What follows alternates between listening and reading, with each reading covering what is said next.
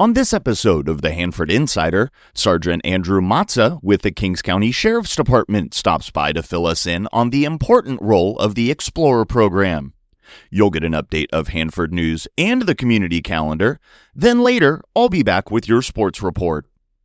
This is the Hanford Insider for Monday, March 24th.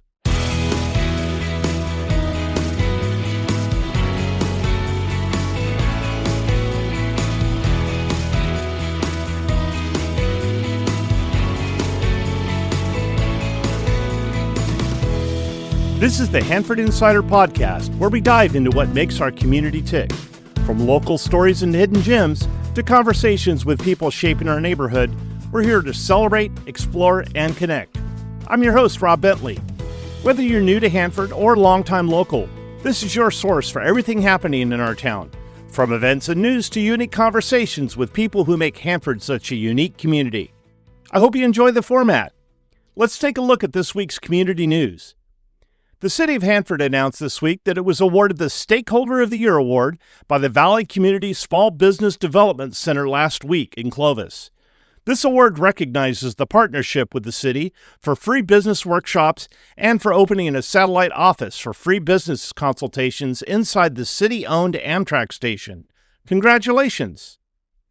The Hanford Civic Auditorium turns 100 this year, and a special celebration will be held on June 7th. The committee planning the event is looking for talented singers to sing the national anthem at the ceremony that day. If you can sing the Star Spangled Banner or you know of someone who can, contact me at hanfordinsider@gmail.com and I'll give you the tryout details. Auditions close next Monday, March 31st. Auditions for the Kings Players productions of Eat Your Heart Out will be held March 31st and April 1st at the Temple Theater. Visit kingsplayers.org for details. The Hanford Oaks Lodge is accepting flags for proper disposal.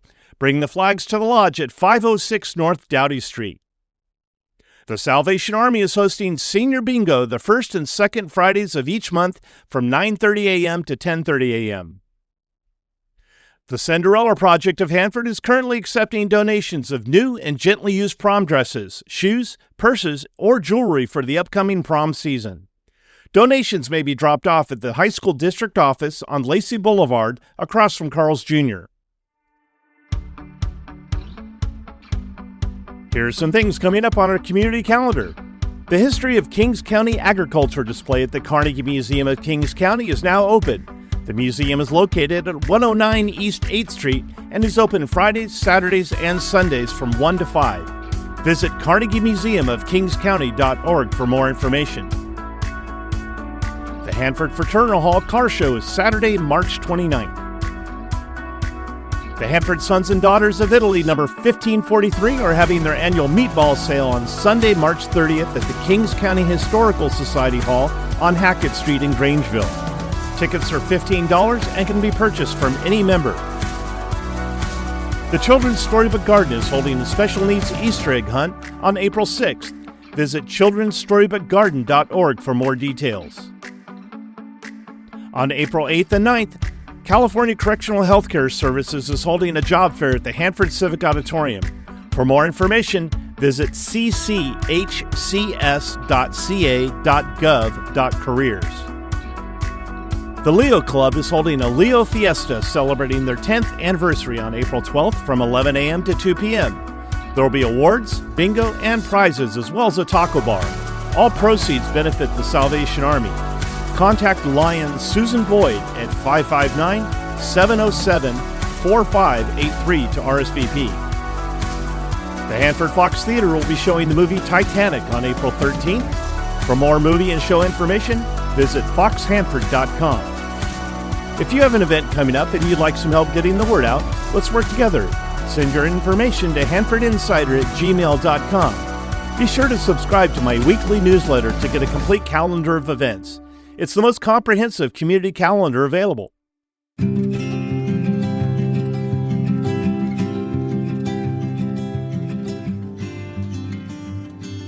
Well, we're always happy to have our first responders here on the show, and I am very excited to welcome to the show today Sergeant Andrew Mazza from the Kings County Sheriff's Department. How are you doing, Andrew? Doing well. Thanks, Rob. So, Andrew, before we get started on the Explorers program, can you give us a little bit of background of your experience in law enforcement?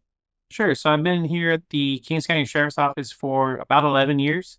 Currently, I oversee our school resource deputies who are assigned to different campuses throughout the county. I have 9 total school resource deputies. And then I also have our Explorer post, of course. And I was an Explorer at the Hanford Police Department through high school and growing up, and definitely fell in love with that program. Taught me a lot. It made the academy so much easier for me. I had a knowledge base when I started the academy, so it wasn't very foreign, which was awesome and very helpful. So I spent 5 years in the Explorer program at Hanford PD, and then I became a citizen on patrol, is what they had at the time for adult volunteers, and then after that, a part-time dispatcher, reserve dispatcher for the police. And so during the citizen on patrol time and the part-time dispatcher time, I was an advisor with Hanford Police's Explorer program. And then coming over to the sheriff's office within my first couple of years, I started helping them with the post. And then 5 or 6 years ago, I actually took over. Nope. Yeah, that's one of the neat experiences. I know that I've interviewed several members of the sheriff's department there, and the variety of experiences that you bring to the table has always been really impressive. And I know you have an outstanding team there, and you're always looking for more officers and such, and dispatchers and all kinds of positions to fill there. But it's not the primary focus of the Explorer program, but I know that you look in ways to involve the community. But let's jump into the Explorer program now. Can you tell us a little bit about I know there's a lot to say about the Explorers program, but just go ahead and give the community a little input into what happens there. Sure. So our program is ran under the umbrella of Scouting of America, formerly Boy Scouts of America. So we are an umbrella under that program, which carries our insurance and some liability type of things. So we're a member of Scouting of America. And then here at the Sheriff's Office, we have 27 Explorers currently, which is the largest I've heard program that we've had at one time. And that's for ages 14 to 20-year-olds. So once they turn 21, they are eligible to be peace officers. And so that's kind of where we cap out our involvement. And then also that's a Scouting of America requirement. And so then I also have 9 deputies that serve as advisors. And they've all shown an interest in the program. They all want to be involved. And we have deputies from patrol, court services, the jail, and then, of course, I've recruited several of my school resource deputies to serve on that as well. So we have a vast different knowledge base throughout the sheriff's office to share with the explorers. And many of the explorers are current deputies with us, either in the jail or on patrol. I have a recent explorer who aged out of the program. She's now a full-time dispatcher with us. And then I even have a former explorer who is a cop out in Florida. He went to the Air Force and was out there and loved the state of Florida and became a deputy there, an officer. That's great. So we have explorers all throughout the valley, different law enforcement agencies. And that's, of course, what we want to see. We want to see explorers go on and become productive members of society, whether that's in law enforcement or not. We don't use our Explorer program to train future cops. We use our Explorer program to give youth an inside look at law enforcement and see if that's something they would be interested in doing. So I'd say we probably have maybe a 50-50 percentage of who goes into law enforcement and who doesn't. But our hope is that they become great members of the community and get involved in the community and serve their community.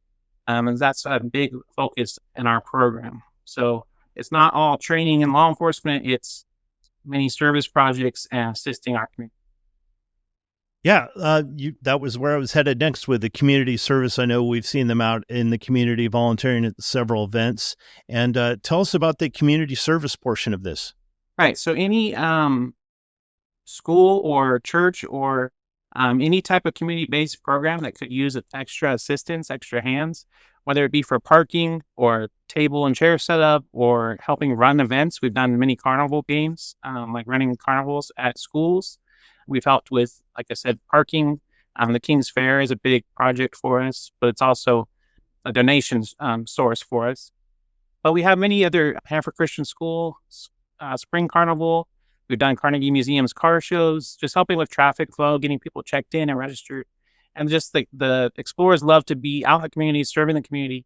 and giving back. And many of those programs provide donations to our Explorer Post, which is fully funded from donations and fundraising.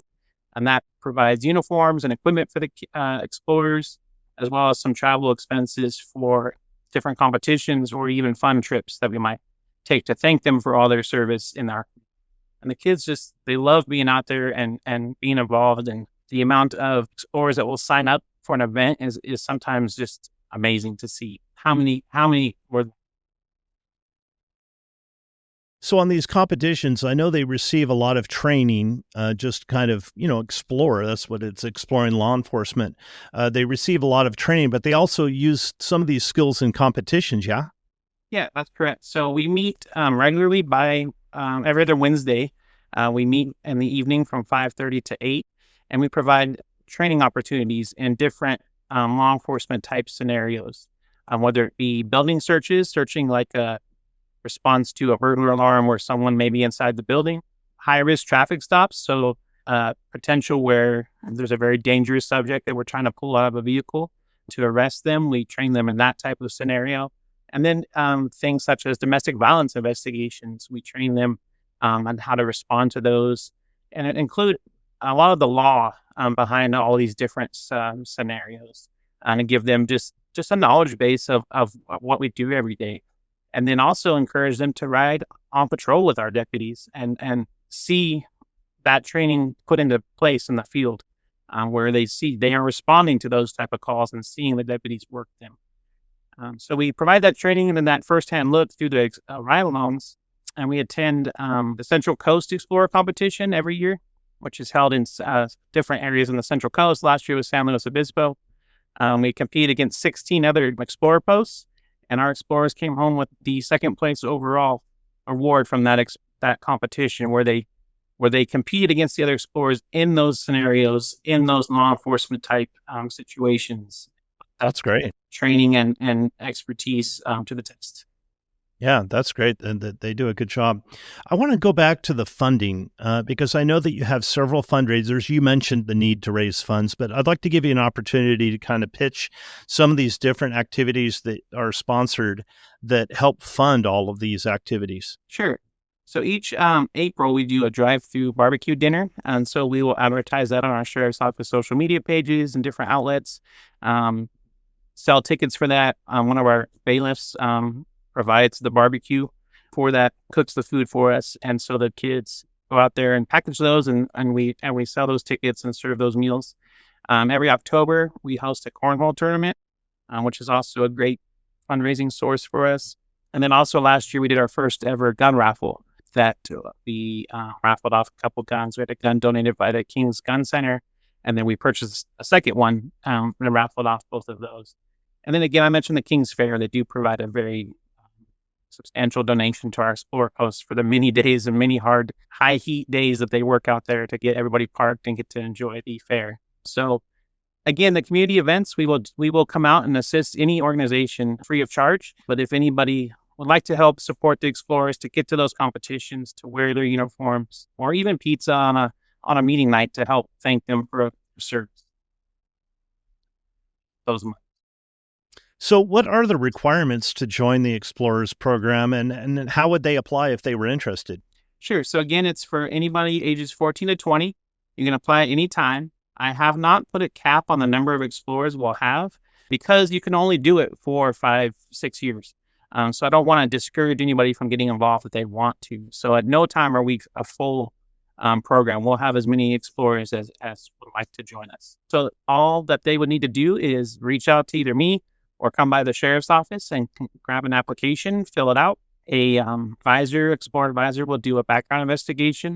And that's primarily talking to schools, make sure that their discipline record is clean, have at least a 2.0 grade point average, and are attending school regularly and not having excessive absences and tardies.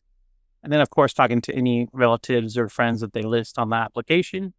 And then we do an interview with the explorer. And it's really not a pass-fail interview. It's, again, just a way to teach them, give them the tools, give them the experience of interviewing and applying for a job.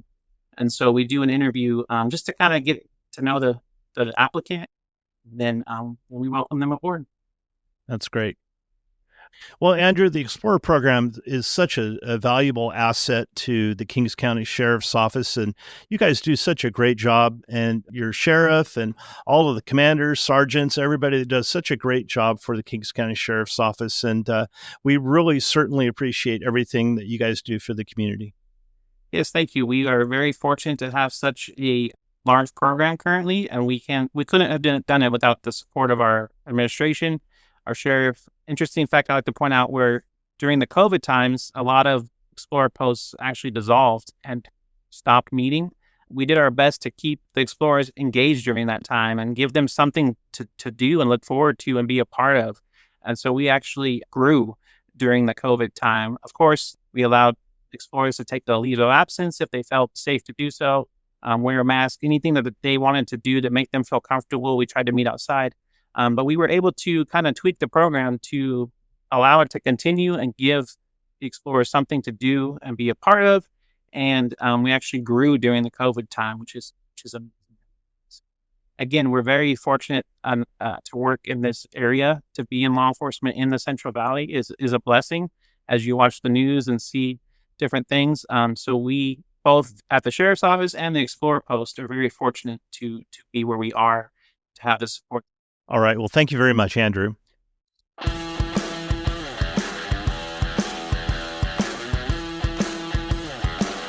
And now it's time for Hanford Insider Sports with Eric Bentley.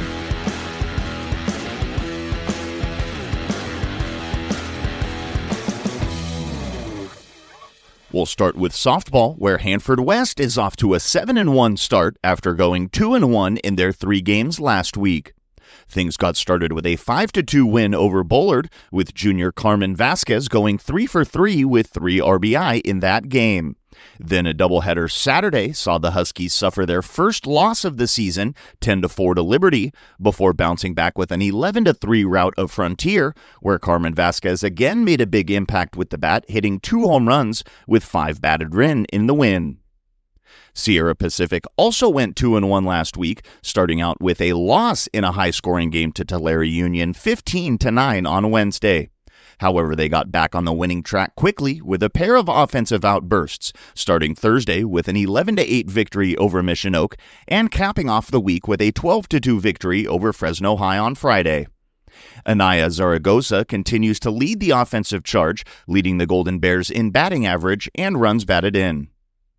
And Hanford High softball had a roller coaster of a week, going 1-2-1 in 4 games last week. It started on Wednesday, where the Bullpups jumped out to a 4-0 lead over Golden West before eventually falling 5-4. On Friday, the offense came to play in a 15-7 win over Independence, where Roxy Knight and Jasmine Rojas each picked up 2 hits and 3 runs batted in the win. And a doubleheader Saturday saw the Bullpups play Clovis North to a 4-4 8-inning tie before falling to Central 13-2. On to baseball now, where all 3 teams are still above 500 a few weeks into the season. We'll start with Sierra Pacific, where the Golden Bears went 2-0 last week.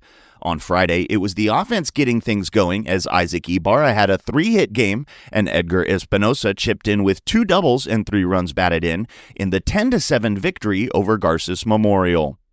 On Saturday, it was the pitching for the Golden Bears as Caleb Coolwine threw 6 shutout innings, striking out 11, while Edgar Espinosa pitched a scoreless 7th, and the Golden Bears took down Mount Whitney 4-0 to improve to 6-2 overall on the year.